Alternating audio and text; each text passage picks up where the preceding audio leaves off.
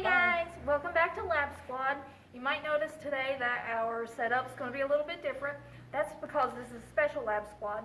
We've teamed up with the American Chemical Society from Concord University, and they're going to show us how to do not one, but 3 different experiments. And these are all really cool experiments, and we actually have kits that you guys can pick up here.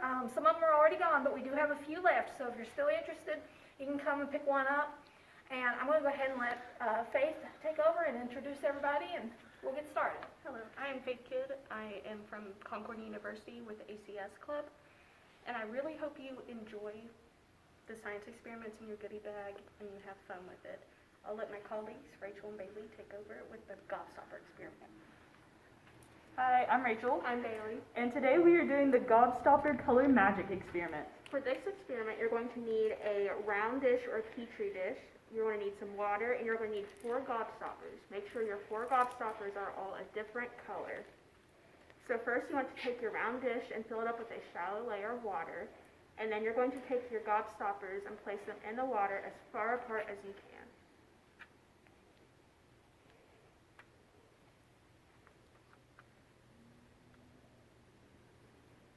Okay, and now that they're placed in the water, that's when we get to see the Gobstopper magic occur. The magic is a scientific process called dispersion. And in dispersion, we see molecules move from an area of high concentration to low concentration. So in all these little candies, there's a really high concentration of dye molecules. And in the water, there's no dye molecules. So they're going to slowly drift away from the gobstopper until they run into each other and meet at an equal concentration, and you'll see lines occur. This is one we did prior and let sit for a little bit. And you can see in between each of these gobstoppers, there's a distinct line where the dye molecules are in equal concentration with each other. That is really cool. And they just stop like right in the middle there. That's so neat. Yes. Okay. Well, we'll go ahead and move on with the rest of the experiments, and then we'll come back and we'll check on the second one we've got started here, and we'll see how it's doing. Hi, I'm Lix. I'm Sloan, and the experiment that we're going to do for you today is the magic milk experiment. So if you're doing this experiment at home, you're going to want to have a small bowl, like we just have a paper bowl here, and some milk, preferably whole milk, has to have milk that has fat in it. So you're going to take your milk, and you're going to pour a little bit into the bowl, not very much, just maybe an inch or so. And then you're going to take some of the food coloring that you have at home, and you're going to put as many drops of as many different colors as you want into your milk. And if you notice here, the food coloring that you're putting into your milk is not dispersing, it's sitting on top of the milk because of the surface tension in the milk. I personally am a big fan of blue and green, so I will only be using that, but I would like to mention that there are other colors. So now you're going to take your Q-tip and your dish soap that you have, and you're going to put a little bit of dish soap on your Q-tip. And you're going to put the Q-tip onto the milk where the color is and watch what happens. Oh, wow. So the dish soap actually reacts with the fat that's in the milk to change the surface tension of the milk, which allows the colors to mix together instead of sitting where they are in the milk. And you can do this as many times as you want until the fat has been reacted with completely, and you'll notice that eventually the colors will stop moving when you move the Q-tip. I would also like to mention that once the soap is added, it is non-digestible. Yeah, don't drink this. Yeah. But once you're done with the experiment, you can just pour it down the drain and clean your bowl, and you're done. That is so cool. Yeah. I mean, that's just, when you watch it up close like that, like the way it just goes, it goes very quickly. That is awesome. Okay. Well, we'll move on over here. Hello, I'm Melinda. I'm Faith. and we're going to be doing the sticky slime experiment. So this year, for the National Chemistry Week, along with ACS, the theme was Stick with Chemistry. So anything that has to do with being sticky. And stickiness comes from polymers. So when you think of sticky, you probably think of stuff like tape and glue.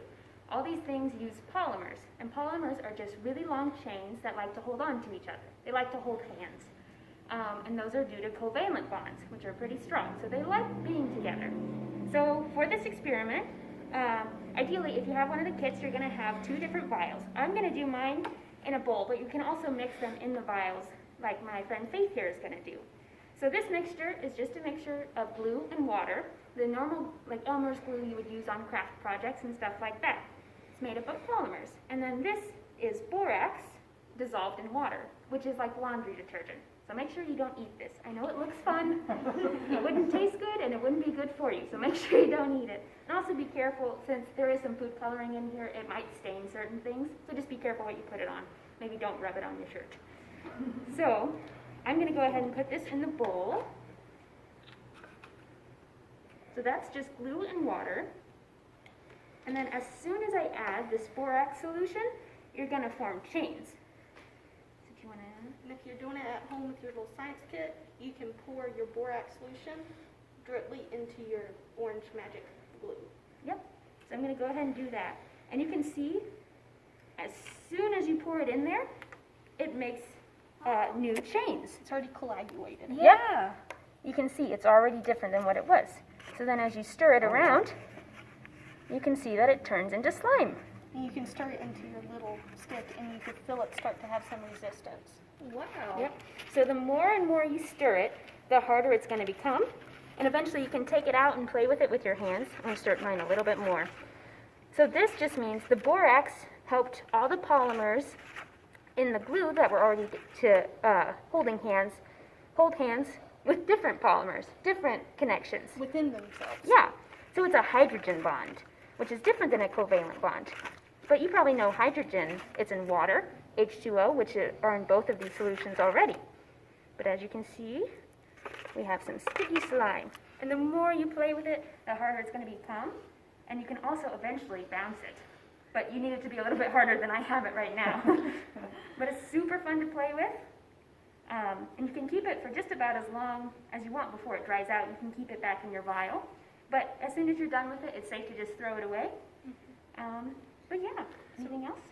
How that borax actually interacted with the polymer that she was talking about, where they're all holding hands through that hydrogen bond, that's called cross-linking.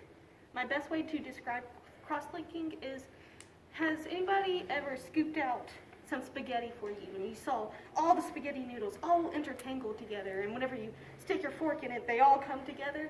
That's cross-linking. It's all these long chains of structures are all stuck together and intertwined together, so you can't get them apart. That is really awesome. Some slime. Is there any questions that y'all would It's have? getting tougher already, isn't it? Yeah. Yep, the more you work with it, the more bonds it'll form, so the tougher it will be. That's, And it might even bounce.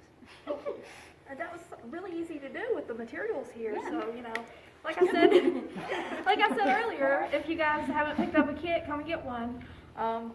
You'll learn a lot and you'll have a lot of fun. And I think before we go, we'll swing by our first experiment and see how that one's coming along. Wow, so that didn't take it too long. The formation of distinct lines because the dyes are at equal concentrations. You can leave it go for a while and eventually the whole candy is gonna erode. That's really neat. When you're disposing of this experiment, there's nothing poisonous involved in this experiment. It's just candy and water. You can just pour it straight down your sink if you'd like to. However, we don't recommend eating the gobstoppers just because they won't taste as great now that they've dissolved in the water. It'd be a little sad now. Well, does anyone else have anything to add before we go? All right, thank you guys so much for helping us out with this. And guys, don't forget, we're going to do another lab squad. The next one coming up is going to be at Concord because they're going to do an experiment. It's a little more complicated. I believe, correct me if I'm wrong, it's chemiluminescence experiment. So that has to be done in actual labs. So tune in for that, and we will go ahead and go. Hopefully you guys have picked up one of these kits, and we'll let you go and let you guys get started on your experiments. So we'll see you later. Bye. Bye.